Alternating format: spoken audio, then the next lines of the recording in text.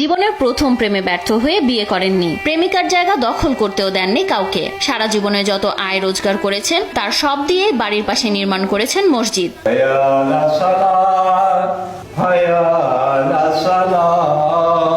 শুধু তাই নয়, বেঁচে থাকতেই মায়ের কবরের পাশে নিজের কবরের জায়গা রেখেছেন ৭৮ বছর বয়সী গুলজার হোসেন। মার কবর ওই কোনায়, আর এর ভিতরে আমার কবরের জায়গা রাখি। আমার কবর আমার মায়ের পাত করলে হবে ওই জায়গায়। ঝিনাইদহ জেলার হরিণাকুণ্ডু উপজেলার পার্বতীপুর গ্রামের গুলজার স্নাতক পরীক্ষায় অকৃতকার্য হওয়ার পর বড় ছেলে হিসেবে সংসারের হাল ধরেন।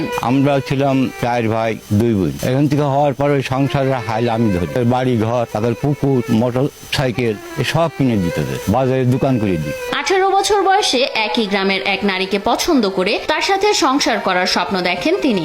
ভালোবেসে বন্ধুর মাধ্যমে চিঠি দিয়ে বিয়ের প্রস্তাবও দেন তাকে। পরে সে নারী বিয়ের প্রস্তাব প্রত্যাখ্যান করলে সেই থেকে আর বিয়ে না করে একাকী জীবন পার করছেন 78 বছর বয়সী এ বৃদ্ধ।